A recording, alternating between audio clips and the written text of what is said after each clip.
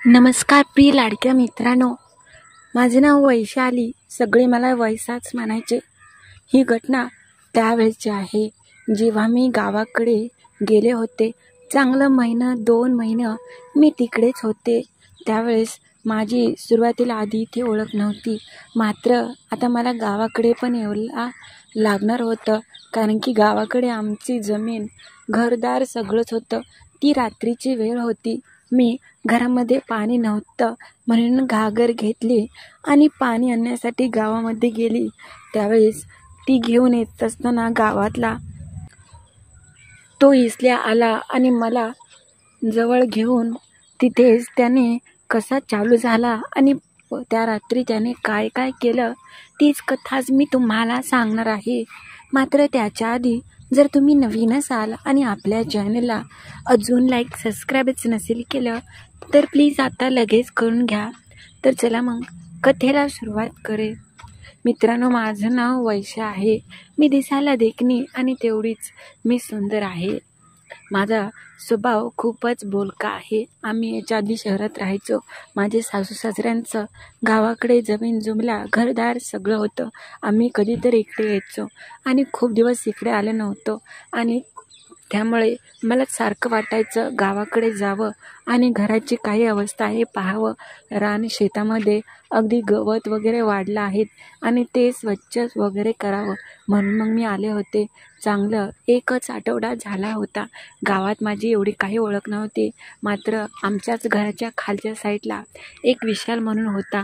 कधी काळी मी मदतीला त्याला बोलवत असायचे, कारण की मी बाई माणूस, इथं कोणी गडी माणूस नव्हतं आणि कुठे जायचं म्हटलं की मी त्याला फोन नक्की करत असायचे. कधी कधी त्याला मी जेवायला पण बोलवायचे घरी आणि तो माझ्याबद्दल काय विचार करत होता हे त्या दिवशी समजलं. मी कामाच्या राड्यात विसरलेच की पाणी आणायला रात्रीचे संध्याकाळचे 7-7:30 वाजले असतील.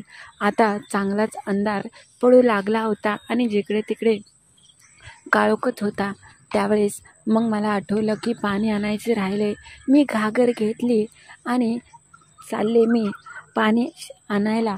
आमच्या इथे हापसा आहे, घरापासून थोडंसं लांब आहे, मात्र पिण्याचे पाणी सगळे तिथूनच आणतात. मी चालले होते. माझ्या सोबतीला कोणी नव्हतं, कारण की मी एकटी राहायचे. तिकडे चालले असताना कदाचित त्याने पाहिलं होतं. मी हंडा हापसला आणि घेऊन मी डोक्यावरतीच येत असताना तो आला कुठून आणि हळूच त्याने माझ्याजवळ आला आणि मला कवेतच घेतलं. मी म्हटले, बाय ग, दचकून म्हटले, कोण आहे तू? त्यावेळेस तो म्हटला, मीच आहे इसल्या. मी म्हटलं, अरे ही काय पद्धत झाली का? त्यावेळेस तो म्हटला की तुमचं हे सौंदर्य पाहून मी थांबूच नाही शकलो स्वतःला. मी म्हटलं, हे बघ, आजपर्यंत मी तुला चांगलं समजत होते, मात्र तू आता असं केलं आणि मला हे अजिबात पटलं नाही, तुझं हे असं वागणं. त्यावेळेस तो म्हटला, अहो काय झालं? मी म्हटलं की असं डायरेक्ट येणं तुला तरी शोभतं का? तो म्हटला, नाही, मात्र माझ्याकडून काय चुकलं असेल तर माफ करा, कारण की सारखं सारखं तुम्ही पण मला फोन करता आणि मला बोलवता, म्हणून मला वाटलं की तुम्हाला पण मी आवडत असेल. मी तुला माझ्या मदतीला बोलवते, ह्याचा अर्थ असा नाही की मला तो आवडतो आणि हां, मी चांगल्यासाठीच तुला, चांगला व्यक्ती म्हणून मी तुला बोलवत होते. त्यावेळेस मात्र मी त्याला तिथेच खूप ओरडत होते. तो मात्र मला म्हणत होता की माझ्याकडून चुकून झालं. मी म्हटलं, मी अजिबात तुला हे बोलणार नाही. त्यावेळेस तो खूपच नाराज झाला. मी थोडीशी रागामध्ये त्याला खूपच ओरडले. मात्र नंतर मला खूप वाईट वाटलं की तो नेहमी आपल्या मदतीसाठी येतो आणि मी मात्र त्याला असे करते. तो खूपच नाराज झाला आणि त्याचे डोळे पाण्याने भरले. त्यावेळेस तो म्हटला की झालं गेलं जावा विसरून. मी पण आता तुमच्याकडे येत नाही आणि तुम्ही पण मला फोन करू नका.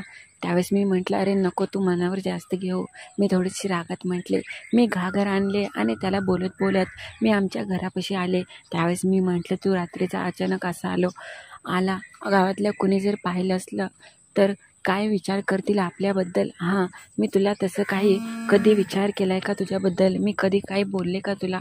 तो म्हटला, नाही, पण तू विचार करायला पाहिजे होता ना. त्यावेळेस तो सांगू लागला, तुम्ही पहिल्या दिवशी आला होता त्यावेळेस मी तुम्हाला आणण्यासाठी त्या बस स्टँडवरती आलो होतो.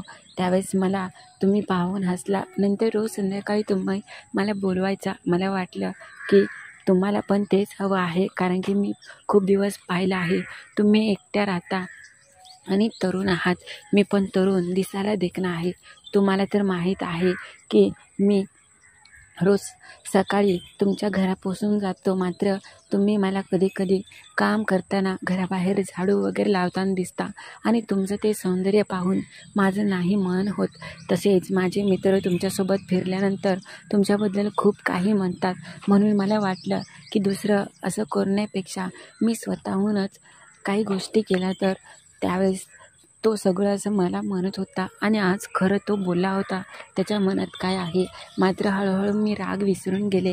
मी म्हटलं तसं नाही काही की मला तो आवडत नाही, तो पण चांगलाच रांगडा, अगदी गावाकडचा मला पाहिजे तसा आहे, पण जरा प्रेमाने वगैरे करणं, असं डायरेक्ट येऊन कसं. त्यावेळेस तो हसला आणि मला पण खूप मन झालं होतं. तो म्हटला खरंच का, तुम्ही जर म्हणत असाल तर बघा मी तुमच्यावर किती प्रेम करतो. मी म्हटलं थांब आधी मला पाणी भरू दे. तो म्हटला तुम्ही बसा, आराम करा, मी जातो पाणी घेऊन येतो. त्यावेळेस मात्र त्याने घरातील सगळे पाणी वगैरे आमच्या घरात असलेल्या त्या ड्रमनी भरलं आणि निवांत झाला. मी तोपर्यंत इकडे स्वयंपाक केला आणि त्याची वाट पाहत होते. घामाघूम झाला होता.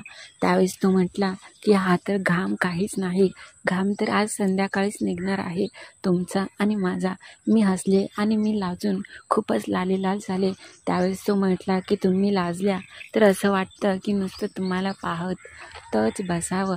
आजपासून मी इथेच येणार आहे रात्रीचा. त्यावेळेस मी म्हटलं हो ते तर आहेच रे, पण गावातल्या कुणाला समजवाय नको, नाहीतर कुणाला समजलं तर ह्या कानाचं त्या कानाला व्हायला वेळसुद्धा नाही लागत. तो म्हटला तुम्ही नका गावाचा विचार करू, तुम्ही आता फक्त ह्या रात्रीचा विचार करा, तोपर्यंत मी आलोच. मी म्हटलं कुठे चाललाय. तो म्हटला मी गावामधून आलो, थोडंसं माझं काम आहे, नंतर मी निवांतच आहे, तुम्ही मात्र तयारीत राहा. तो धावतच गावाकडे गेला. मी म्हटलं खूपच हा खुळा आहे, एवढं काय त्याने माझ्यात पाहिलं होतं काही माहीत. मात्र तो गेला आणि काही मिनटामध्येच लगेच आला. मी म्हटलं झालं पण. तो म्हटला हो, एकाला पैसे द्यायचे होते, नंतर तो मला फोन करणार नाही, नाहीतर आपलं चालू व्हायचं आणि तो मला सारखा फोन करून डिस्टर्ब करायचा. मी म्हटलं हो, त्या बाबतीत तर तू खूपच हुशार आहे. मस्तपैकी आम्ही जेवण केलं आणि माझ्याच घरी पलंग तसा जुनाच लाकडी होता, मात्र तो चांगलाच नवीन होता. त्याने मला मिठीत घेतलं आणि हळूहळू धावू लागला ना त्याची कमाल. तो मला सारखा म्हणत होता की वैशे, आजपासून तू माझी बायकोच, मी तुला समजणार आहे. माझ्या सगळ्या हौसमौस पूर्ण करायच्या, मला काय हवं नको ते बघायचं आणि मला सुखात ठेवायचं. मी म्हटलं हो धनी, तुम्ही म्हणाल तसं मी आजपासून वागणार आहे, फक्त तुम्ही माझेच आहात. मग काय, त्याने वेगवेगळ्या प्रकारे रातभर मला असा काही आनंद दिला की आजपर्यंत मला असलं सुख कधी कोणीच दिलं नव्हतं. तिथून पुढे जेव्हा जेव्हा तो माझ्या जवळ यायचा त्यावेळेस तो चालू व्हायचा. मात्र तिथून पुढे आज 2 महिने झाले चांगलाच रात्रभर न त्याला झोप येते न मला झोप येते. मी तर त्याच्याशिवाय आता एक क्षणसुद्धा राहू शकत नाही. कधी तो येतोय आणि चालू होतोय असंच होतं. त्याचा तर खूपच कमालीचा आहे. त्याच्यामधील तो कमालपणा मात्र रात्रीच दिसतो. तर कशी वाटली ही कथा ते नक्की कळवा. आणि हो, नवीन असाल तर आपल्या चॅनलला लाईक सबस्क्राईब करायला विसरू नका.